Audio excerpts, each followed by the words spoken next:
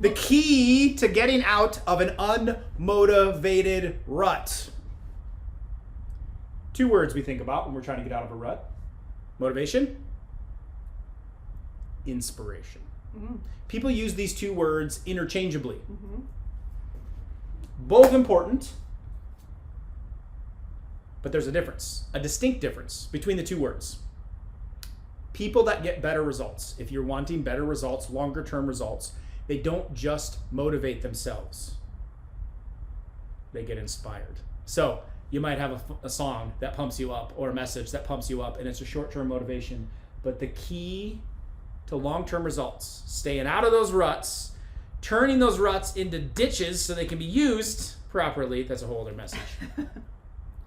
Inspiration. So what's the difference between them? Motivation is an external force, something from the outside, something you heard, something you experienced, a message, Dr. Livingood, whatever it is.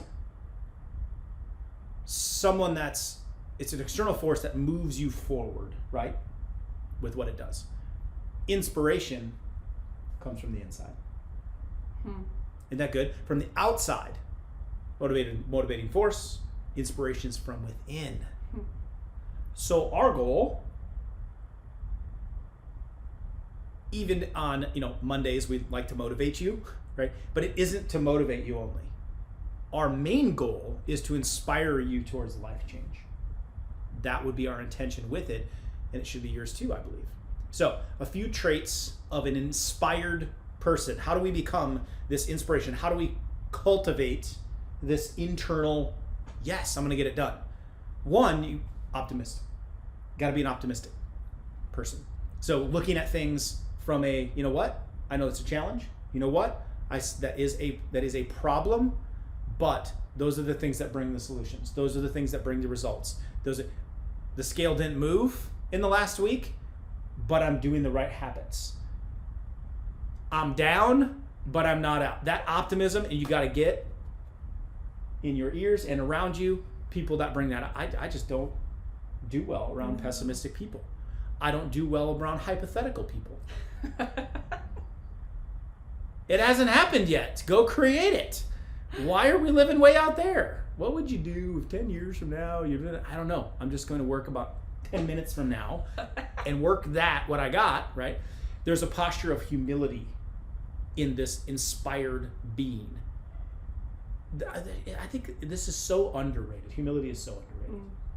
From a perspective of just, I don't know the answers. I don't have it figured out. I'm not as healthy as I thought I was. I'm not as successful as I thought I was. I'm not as good as communication as I thought I was. I'm not as good a spouse as I thought I was. Like, staying humble there keeps the hunger, keeps the I can always do better. I don't have it figured out, and I've never arrived. They also inspired people, right? These things, they set the tone for their day, for their month, for their year. And the way that inspired people do this is through vision, right? Through vision. Knowing and still keeping in front of them consistently what they want to do down the road. So we've talked in the past, vision board. It's something I truly believe in, of putting that in front of you. I speak my longer term vision and goals nearly every day to myself. Yes, I'm talking to myself in my car. I think it's weird. It's called an incantation. An incantation is a goal and a affirmation. An affirmation. That's the word I'm looking for. Yes, dynamite drop in. It's an affirmation, but you're saying as if it already happened with a little bit of inspiration behind it. So I use that to inspire myself to know, hey, this is where I'm going. I know what's in front of me. I'm not going to be pessimistic about the challenges of the day. I'm going to be humble that I haven't arrived yet, and there's some things I want to do. Is I set that tone with vision, right? Set that tone with vision in your life. And then generous with recognition, rooting for other people, praising of others, speaking gratitude to the situations of their life, to the people in their life, even if you don't know them, you just interact with them. It's, it doesn't matter if it's a restaurant or wherever we're at with the kids. It's like, if there's any level of unappreciation or non-gratitude towards someone that is helping them, we will straighten that right out right now. It becomes a habit, right? It cultivates results when you're in this generous, praise, gratitude, recognition. Okay, so those are the traits of an inspired person. So how do you live inspired? Okay, because all you really need to do is strengthen one or two of those traits, right? You don't need to have all 4 or 5 of them. Just 1 or 2 of them will take you a really long way. But then how do we actually get this? How do we live this out? How do we live inspired? Yes, Dr. Livingood, I'm with you. I want those traits. I want more of them. Just focus on strengthening one of those. And then let's get practical. The most successful inspiration and inspired people, right? The most successful inspiration comes to someone who's fully engaged in their mission or their goal. Even the Bible says this, lukewarm, spitting you out. Hot or cold, right? In or out. Do the diet or don't do the thing. Change your habits completely, or just go through fast food every day. Like, pick one or the other. Don't be in the middle dieting.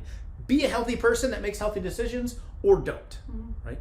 Be a great spouse, or don't, right? But I prefer not the don't part. I mean, just, you should do that. You should do that, Barry. So that they're all in. They're just focused, driven by purpose, thinking bigger than the immediate outcome of their waistline or their bank account or the new purchase that they're going to get or the short-term results. It's bigger purpose, bigger vision. We've got to get out there. We've got to spend time to expand that thing. Why is this so important? Because when you can have this vision that inspires you, I just inspire to be this type of mom long-term. I want to be this type of grandmother, this type of wife or husband.